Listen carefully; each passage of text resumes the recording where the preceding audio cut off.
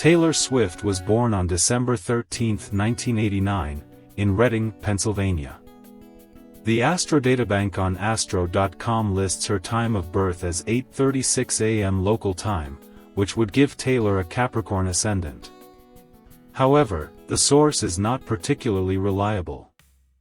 I quote, forum user allowed212 quoted a Facebook post on her fan page, Taylor Allison Swift, born on December 13, 1989, at 8:36 a.m. on a Wednesday, born at Brampton Civic Hospital in Wyomissing, Pennsylvania.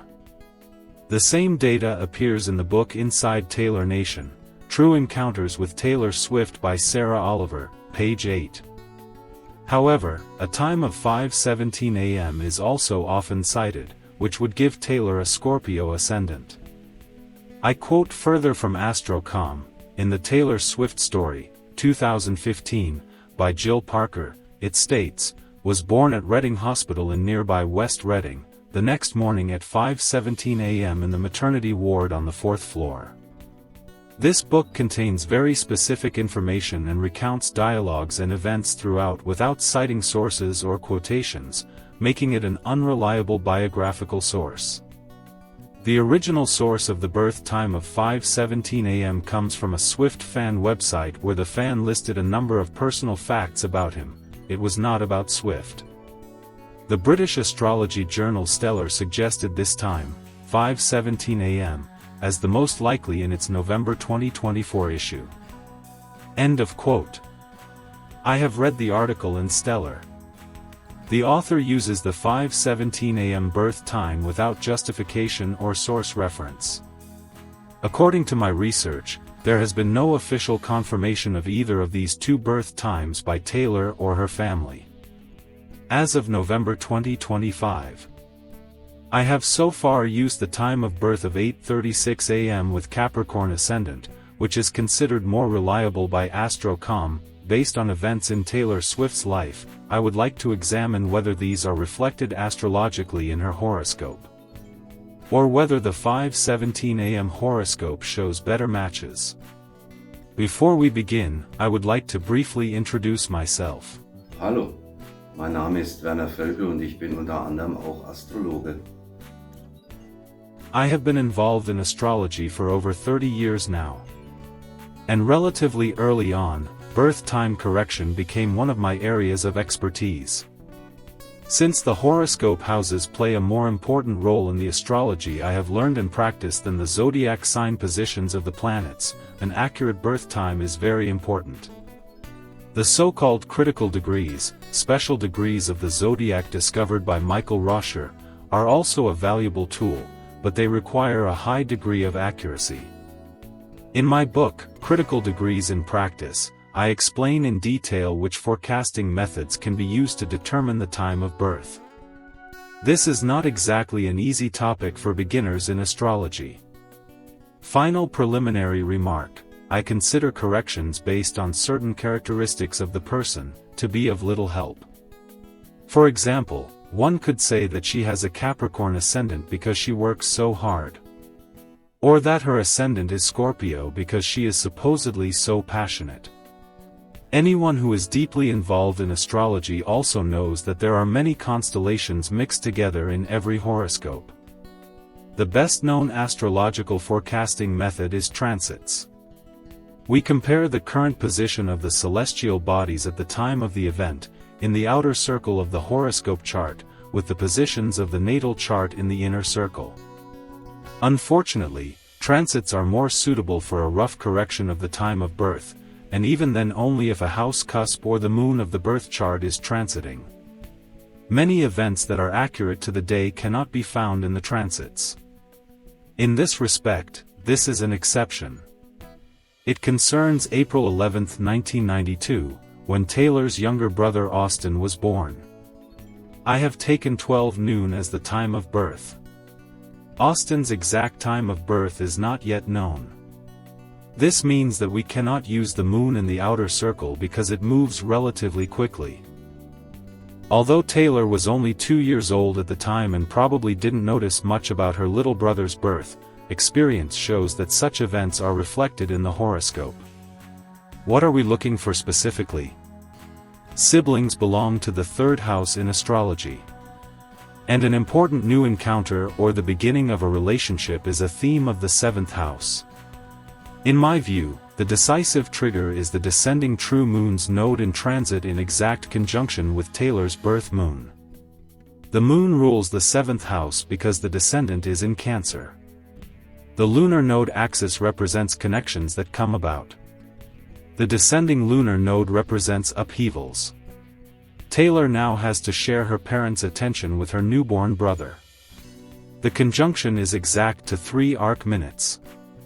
Let's now look at the transits for the same event in the alternative horoscope at 5:17 a.m. Unfortunately, our beautiful conjunction of the moon's node with the radix moon is inaccurate here by more than 2 degrees. There are more than 3 hours between 5:17 a.m. and 8:36 a.m. That is why the moon is in a different position. Furthermore, in this horoscope, the moon is not the ruler of the 7th house, but the co-ruler of the 8th house, which includes Cancer. Otherwise, I cannot find any transits that astrologically reflect Austin's birth on this day. Back to the 8:36 a.m. horoscope. And to another prediction method, which we also use here for the metagnosis of Taylor's brother Austin's birthday. It is a method discovered by Michael Roscher that combines transits and directions. The transit direction. It is particularly well suited for birth time corrections. A direction or progression refers to the shift in the positions of a horoscope by a certain degree value, known as the direction arc. A well-known method is, for example, the solar arc direction.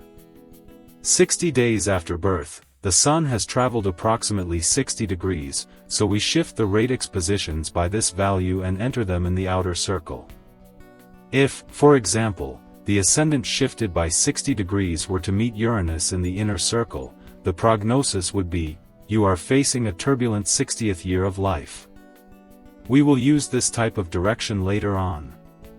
Michael Roscher then came up with the ingenious idea of using not only the transiting Sun for the direction, but also other horoscope factors. Here in this example, transiting Mars. We shift the entire horoscope in the outer circle by as many degrees as transiting Mars is ahead of the radix Mars. On little brother Austin's birthday, this was exactly 104 degrees and 31 arc minutes. Mars in the outer circle is therefore nothing other than the transiting Mars, which has pulled the entire rest of the horoscope along with it. And why did I choose Mars in this case? Correct. Because Mars rules the 3rd house of siblings. The cusp of the 3rd house is already just inside Aries. The trigger that indicates the birth of a little brother here is the MC shifted by the arc after Mars. It lands on the moon's node axis in the radix horoscope. So, the Mars transit direction gives us information about what could happen on this day in terms of siblings. The directed MC points to the ascending moon's node and says, a connection is made. Which planet could also represent this event? We mentioned the 7th house earlier, which is ruled by the moon. Unfortunately, we cannot use the transiting moon here, as we do not have Austin's exact time of birth. The moon moves 12 degrees in one day. But Jupiter on the descendant would be a suitable candidate. This is the transit direction according to the Jupiter arc for April 11, 1992. And here, too, we find some striking triggers. The directed MC is exactly at 0 degrees Capricorn. The 0 degrees symbolize new beginnings. The directed Venus is just before the cusp of the 3rd house, which represents siblings. With Taurus at the cusp of the 4th house, Venus is the family planet of this birth chart. And the directed Sun is also exactly on the cusp of the 2nd house. As ruler of the 8th house, Leo, it stands for the continuity of the clan. Let's look at the relevant transit directions for the 5:17 a.m. horoscope. Uranus, the ruler of the 3rd house of Aquarius, is responsible for siblings here. Venus, which rules the 7th house with Taurus, is also located there. This is the transit direction according to the Uranus arc. I have not noticed any significant triggers here that point to the birth of a brother. The situation is different with the transit direction according to the Venus arc. Uranus is at the IC. The brother, ruler of 3, enters the family, 4th house. This is the first piece of evidence that supports the 5:17 a.m. horoscope. There is another usable event that is documented to the exact day. It happened at the 2009 MTV Video Music Awards. While Taylor Swift was accepting her award and giving her acceptance speech, Kanye West jumped on stage, interrupted her, and snatched the microphone from her. He then said that Beyoncé had made one of the best videos of all time with single ladies, put a ring on it. Taylor Swift was shocked, and Beyoncé also looked startled. West was booed by the audience for his outburst. West's behavior was even criticized by President Barack Obama on a television show. We start again with the normal transits. And look for the bad boy who took poor Taylor by surprise. One planet makes an exact aspect, transiting Jupiter is exactly on the natal moon's node. However, it also does so in the 5:17 a.m. horoscope. But isn't Jupiter a benefactor? In fact, it was. Because Kanye's career took a hit as a result of the incident, and Taylor became even more popular. She remained professional and didn't say a bad word about her adversary. We wonder in which horoscope Jupiter might behave in such an intrusive and hostile manner. In the 8:36 a.m. horoscope, it is in the descendant, i.e., in the 7th house, and rules the 12th house, Sagittarius. These are the two houses where classical astrology sees enemies. In the 7th house, the open enemies, and in the 12th house, the secret enemies who strike from ambush. In the 5:17 a.m. horoscope, Jupiter is in the 2nd house and rules the 8th house. This is much less relevant to the situation. Let's take another look at the transit directions, first for the 8:36 a.m. horoscope. This is the transit direction according to the transit Mercury arc. Mercury is in the ascendant in the radix, so it affects Taylor and her interests very directly. Uranus in the outer circle at the cusp of the 9th house immediately catches the eye. The accuracy is 50 arc minutes. The interpretation, Uranus stands for the unexpected, the 9th house for my image, among other things, and also for my ethical convictions.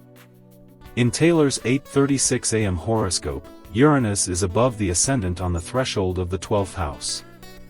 The 12th house is the public stage on which the whole thing took place. The transit direction after the Mars arc also has exact triggers in store. Mars is at the cusp of the 11th house in this natal chart. This is where one works out one's individual social position. Taylor has a Moon-Uranus opposition in her radix. This lands, shifted after the Mars arc, exactly on the house axis 2/8. What does this tell us? An emotional surprise, Moon-Uranus, challenges Taylor in her self-esteem and personal values. She passed this test. She could have fought back, taken revenge in some way, but she refrained from doing so. This has earned her sympathy. An addition. The directed MCIC axis lands exactly on the house axis 6/12, 4 minutes of arc. This underlines the theme once again. In the 6th house, I react emotionally to situations, and the 12th house, as already mentioned, is my self-presentation in public. The transit direction after the Jupiter arc. Let us remember. Jupiter was the benefactor who can also become the bad guy in Taylor's 8:36 a.m. horoscope. Because he is in the 7th house and rules the 12th house, the open and secret enemies. Here we have the directed ascendant exactly on the radix 8th house cusp. And that usually doesn't bode well. The directed Mars exactly on the radix descendant also speaks volumes. There he sits, the enemy. Let's now move on to the 5/17 horoscope. Here I have found two interesting transit directions. First, the Mercury arc. Mercury is in the second house in this radix horoscope and rules the 8th, Gemini, and 10th houses, Virgo. The 10th house stands for career. Chiron is strikingly located exactly on the radix house cusp 5. This signifies a wound to the ego, to self-expression, in other words, an insult. The Venus arc is also striking. Venus is in the third house in the radix and rules the 7th, Taurus, and 11th, Libra, houses. It is therefore responsible for verbal self-expression, the third house. Taylor was interrupted during her speech. Furthermore, Venus could play the role of the open enemy in this horoscope as the ruler of the 7th house. The directed moon's node axis in conjunction with the radix MCIC axis immediately catches the eye here. This could signify a fateful or extraordinary event in this context. At the same time, the directed 12th house cusp comes to rest on the radix descendant. 12th and 7th houses. Does this perhaps mean that secret enemies become open enemies? If there were more such direct hits, I would immediately opt for the 5/17 AM horoscope. Now we come to an event that we do not know the exact date of. In March 2023, Taylor Swift and Joe Alwyn's relationship ended, which, at around 6 years, was the longest partnership of her life to date. The Nabod direction is recommended for such events. The Nabod arc, or Nabod arc, named after Valentino Naboda, is the distance that the sun travels on average in one day. You simply divide the zodiac, 360 degrees, by the number of days in a year, 365.25, and get a value that must then, of course, be just under 1 degree. As with almost all solar arc directions, the rule of thumb is, 1 degree corresponds to 1 year of life. With the Nabod arc, it is 0.986 degrees per year. In March 2023, Taylor Swift was about 33.25 years old. The Nabod arc is then not 33.25 degrees, but 32 degrees 44 arc minutes, as can be seen here. The directed MC is at 5 degrees 13 arc minutes Sagittarius. Now the critical degrees discovered by Michael Roscher come into play, without which a meaningful birth time correction according to the Nabod arc is hardly possible. All degrees from 5 to 6 degrees in the mutable signs, i.e., Gemini, Virgo, Sagittarius, and Pisces, have Saturn-Uranus characteristics. This makes 5 to 6 degrees Sagittarius a potential separation degree. We practice the Nabod direction in such a way that only the house cusps are directed. This is done forwards in the direction of the zodiac, i.e. counterclockwise. And then also backwards or clockwise. This is the Nabod direction backwards for the same event. It is noticeable that the backwards directed ascendant lands at exactly the same degree as the forwards directed MC. So we have triggered the separation twice. This, of course, speaks strongly for the 8:36 AM birth time. In addition, the retrograde MC is at 0 degrees Libra. All 0 degrees represent transitions and new beginnings in life. At the 5:17 AM birth time, the separation is not triggered twice, but only once. The retrograde MC is at 6 degrees 3 minutes Leo. The 6 to 7 degrees in all fixed signs also have Saturn-Uranus characteristics, in the case of Leo with the Sun. One last example. The year 2004, when Taylor was 14, could be described as the year she was discovered by the music industry. In the first half of the year, she managed to sign a songwriting contract with Sony. And towards the end of 2004, she was discovered by Scott Borchetta during a performance at the Bluebird Cafe in Nashville. He signed her to his label Big Machine Records. This is the NABID direction forward from the 8:36 a.m. horoscope for 2004. I took the middle of the year. We don't need critical degrees here, the trigger is immediately obvious. The directed MC is in exact conjunction with the radix Pluto. It couldn't be more fitting. The MC stands for life goals. Taylor's radix MC is in Scorpio. Pluto is the ruler of Scorpio. Taylor Swift is thus coming a step closer to her life goal during this period. Among other things, Pluto symbolizes the idol, a role model for many who has a mass impact.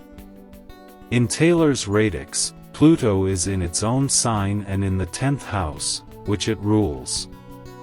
This means that it can develop its own momentum in Taylor's life in a positive sense. I cannot find a comparable trigger in the 5:17 a.m. horoscope. This study was about comparing two suggested birth times, 8:36 a.m. or 5:17 a.m. Both suggestions have some merit, but using the methods employed here, I found more evidence for the 8:36 a.m. suggestion. This is the preliminary status. It remains exciting. Please take a look at my website. There you will find, among other things, a detailed character portrait of Taylor Swift with references, a free basic course in astrology, and much more. Thank you for your interest.